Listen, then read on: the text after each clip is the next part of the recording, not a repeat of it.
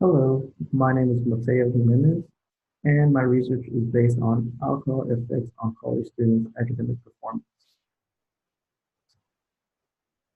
Right? Why is it important? The reason it's important is because many people see as alcohol consumption being a norm nowadays for college students, which many of the students actually abuse of alcohol and can lead to problems later on.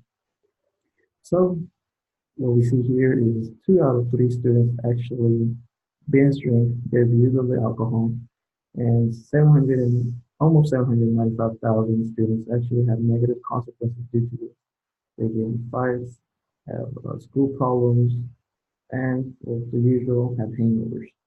And later on, we can see that almost 2,000 students actually are injured or actually have died from actually consuming alcohol.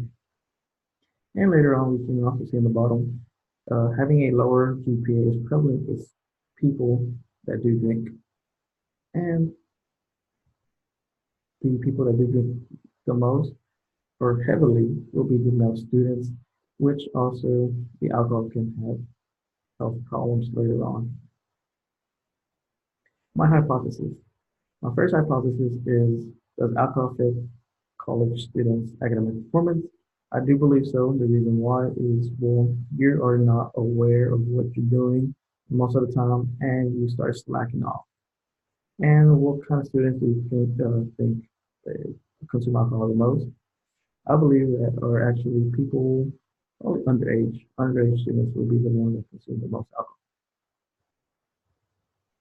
Research design and methodology. In my research, I actually conducted research with a convenient sampling method, which this helps me because it helps me by having the college students already near me while I'm at UT Tower. They're easy to reach and also is cost effective, which I did not pay for anything of this. So it's relatively easy and it's random. So all the kids are chosen randomly with a equal amount to participate in the research. And also, it was also a one-shot case study. One-shot case study is basically I did not give a pretest to none of the students, and I just surveyed what students had consumed alcohol based on their responses. So the reason I chose mini sampling, not other samples, for example, snowball effect, I did not choose that one because it's not needed in this research because the students are there, they're easy to reach. I do not need to go get another person to help me to find another student. I'm actually here. Another type of methodology would be non-probability sampling. The non-probability sampling will not work because I'm actually would have need to go and try to find specific skills or characteristics that I'm trying to look for in a person.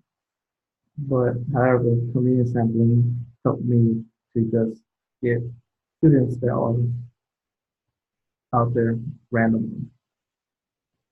So some of my limitations on this type of methodology was that not all the students that I needed sampling were a part of my survey. So therefore, I cannot generalize this study to the whole population of each type of student. That is my limitation on this design. So research design, my experiment design. So here I actually surveyed students that were 18 years or older, which was ethically good, ethically appropriate because I did not need any students' parental guidance, parental approval to participate in my survey. So I chose 18 years or older. If they were not, they would be kicked out of the survey. So the locations that I used my survey was at the UT Cal Library, University Patio, and the University Center. So in these 3 locations, the University Library were relatively difficult to get students to participate in my study The reason why was many students were already studying, so it was difficult to actually get their attention, and I did not want to disturb them while they were in their study sessions. So that was a little problematic, but still got a few of them. However, in the little patio, I got a couple more there. However, not many were there at that specific time because it was cold weather. And finally, at the university center. The university center was relatively easy to get participants because they were usually eating, playing around, having a good time. So I wasn't bothering anyone. So there you go. My sample size. My sample size was 100, relatively small sample size, 100, not too big. And my questionnaire. My questionnaire was around 19 questions, relatively easy to answer, no problem there. But I used a QR code. The QR code was really exciting for some of the students because they have never taken a survey through a QR code at school. Many students use a pencil paper type survey as usual, but they were actually interested on taking a survey. So that's my variables. So the literature reviews that I reviewed and some other papers, documents that I looked at before doing the survey, but many of them did not specify what they considered a drink. So I actually followed the PABC guidelines and I went with a 12-ounce beer, 1.5 ounces of liquor, and 5 ounces of wine to be a standard of a drink. The monetary variables were based on how many drinks, um, how many alcoholic beverages a person consumed throughout the week, and if they ever consumed alcohol before attending class. My dependent variables were actually if they were involved in any extracurricular activities, what's their GPA, and how many years have they attended UT college. And my control questions would be a gender, age, race, major. Really simple questions. So my survey demographic results. So you can see it right here on the top. N and percent parentheses n equals 122. So the n actually means the number of students that chose a specific answer choice. And the 122 was the percent of the total amount of students. So I had a total of 122 students. So I went over my 100% limit. Pretty good. So what we can see here is that most of the students that participated in my survey were females with a 54.1%. Later on, we can see what is their age. Most of my students were 20-year-olds. So 28, 28 people chose 20 and 23%. But we can see that around 19 to 2021 was my average. And most of my students were actually Caucasian, and I left this out, nursing and other were most of their majors. All right, survey results. And same thing right here, we see the N for the number of students that chose the specific answer and the percentages of the specific answer chosen. So we can see that how many years attending. Most of my students were actually in the second and third year. And how many hours we study. I left this here just to see if this would play an effect on my overall answers. So most students study around 0 to 10 hours and goes down after that, but goes back up at 21 hours or more with 26 people choosing that multiple choice and 21.2%. And extracurricular activities, most of my students was actually around the same of us, same amount. And the current GPA, most of my students were actually a 3.1 to 4.0, with the 84 people choosing that answer and 68.9%.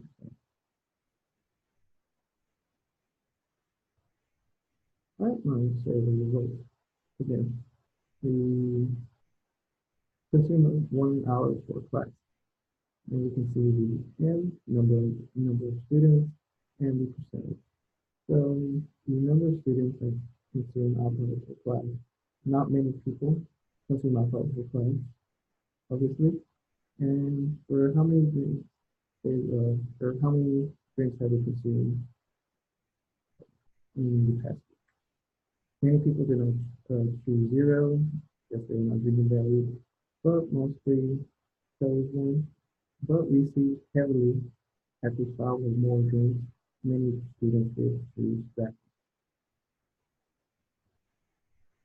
My hypothesis testing.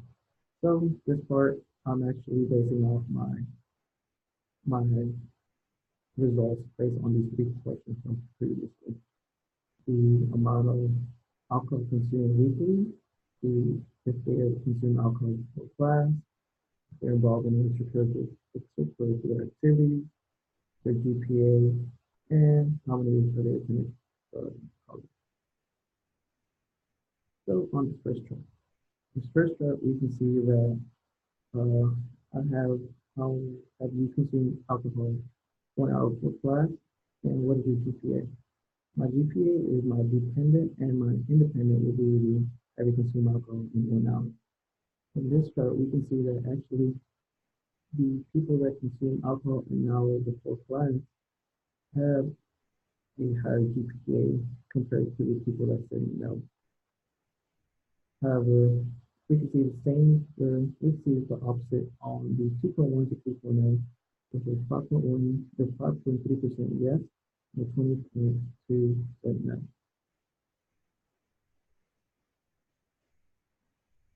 And second one, my dependent will be how many years attending college, and my independent will be have you consumed alcohol now before class.